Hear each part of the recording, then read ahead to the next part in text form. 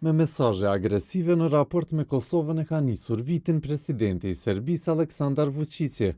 Një ditë pasi vizitoi njësinë Kobra për të cilën tha se e mbrojti Kosovën, Vučić e ka mbledhur Këshillin e Sigurisë.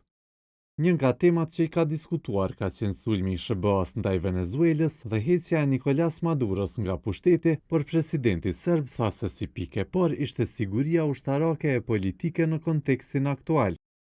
Vučić ka thënë se nuk ka më të drejtë ndërkombëtare, tek shprehu shqetësim për armatosjen e forcës së sigurisë së Kosovës. Ai tha se rezoluta e cila urdhroi forcat serbe për të dalë nga Kosova dhe që i dha autorizim NATO-s të hyjë në Kosovë është pezulluar.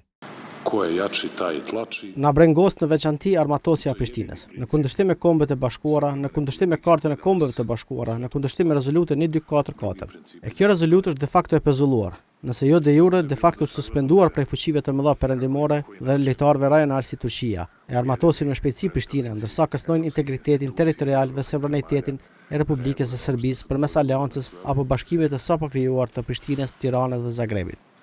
Vučić shtoi se po mbushin rezervat ushqimore dhe ushtarake me që kapacitetet që janë mbrojtëse në ditët e sotme mund të shndërrohen lehtësisht në kapacitete sulmuese.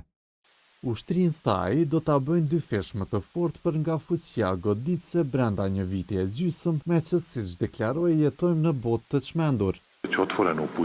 Zot mos e braktis Serbinë, por në botën e çmendur në të cilën jetojmë, brenda natës kapacitetet mbrojtëse kthehen në aksion ofensiv. Është përgjegjësia jona të jemi gati për këtë. Jemi gati, jemi të përgatitur dhe kjo është arsyeja pse ka kaq shumë fushat kundër ushtrisë, kundër meje si komandant suprem dhe të gjithë të tjerëve. Vučić theksoi se Serbia dëshiron miqësi me SBA-n, por është detyra e tyre të flasin kur ka shkelje të së drejtës ndërkombëtare. Serbia dhe Venezuela në vitin 2023 nënshkruan marrëveshje për heqjen e vizave dhe paralajmëruan hapjen e ambasadës serbe në këtë vend, pavarësisht se regjimi i Venezuelas ndodhej në sanksione nga Bashkimi Evropian.